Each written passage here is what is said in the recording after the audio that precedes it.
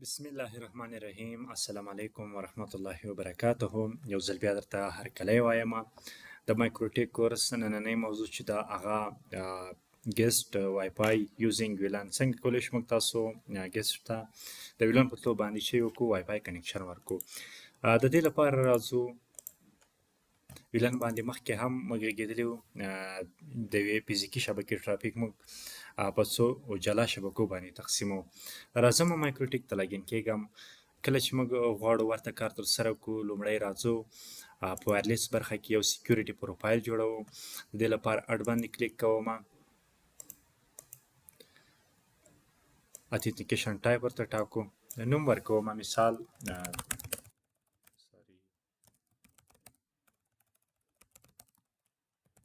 ګیسټ وای فای. دې په خوا کې راځم، دلته یو رمز ورکوم.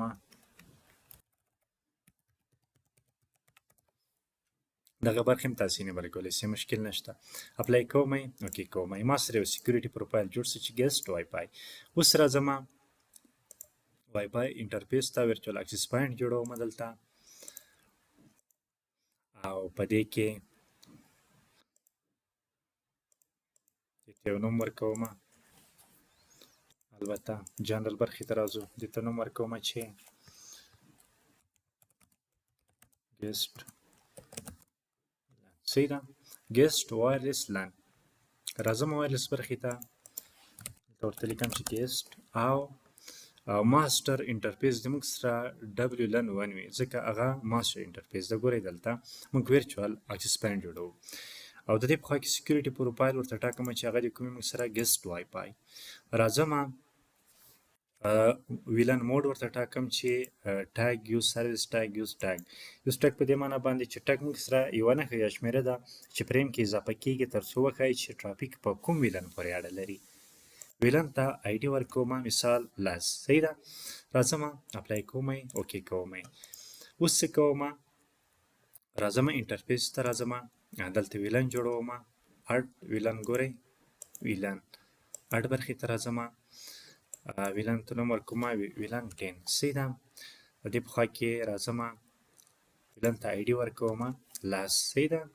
او ترڅنګ یې پورټ ګیسټ ویلن ته اډ کوم. صحیح ده که نه؟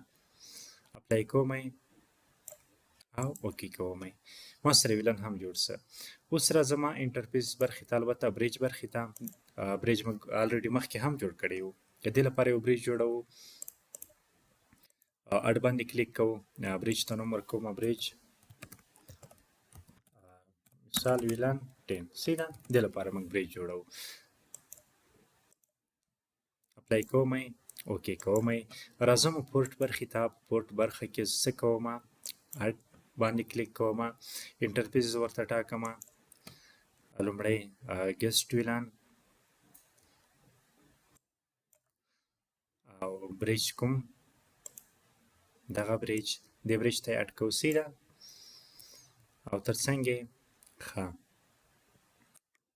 دا اپلای کوم، اوکې. اوس راځم څه کوم؟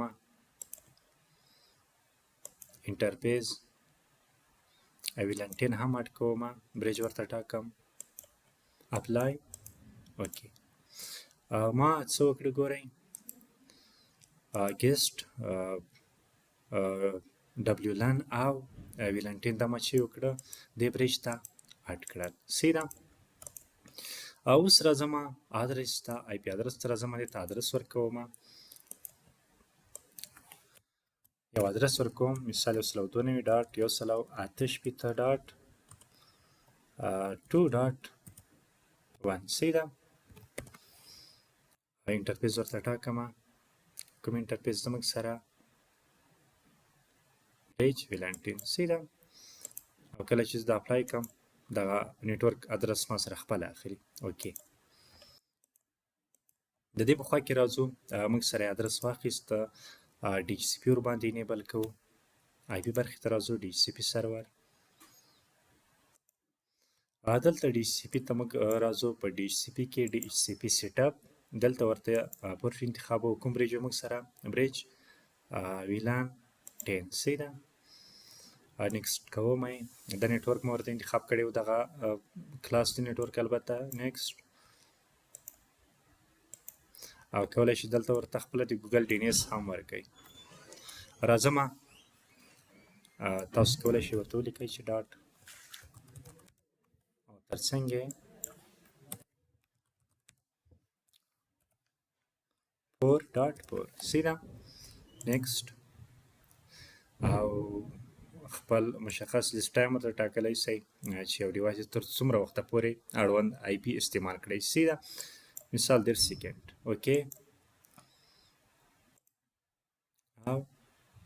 او یو څه دغه وخت لیست ټایم چې څومره کم وي هغومره بهتره ده مثال 10 سیکنډ 15 سیکنډ خپله تاسو وخت ورته ټاکلی شئ ما خو اوس فقط د دې په خاطر چې تاسو پوه شئ 10 سیکنډ مې ورته وټاکل په دې شکل موږ تاسو کولی شو چې د وای فای په تلو باندې البته د ویلان په تلو باندې ګیسټ ته وای فای کنیکشن ورکړو او هغه زموږ تاسو وای فای انټرنیټ یوز کړئ انټرفیس ته که راسم دلته موږ سره وګورئ ګیسټ ډبلیو لن البته وایرلیس لن او دې کې موږ سره چې دا ویلان 10 ده دې سره کولی شي یوزر وصل سي د وای فای سره او انټرنیټ یوز کړي که راشم دلته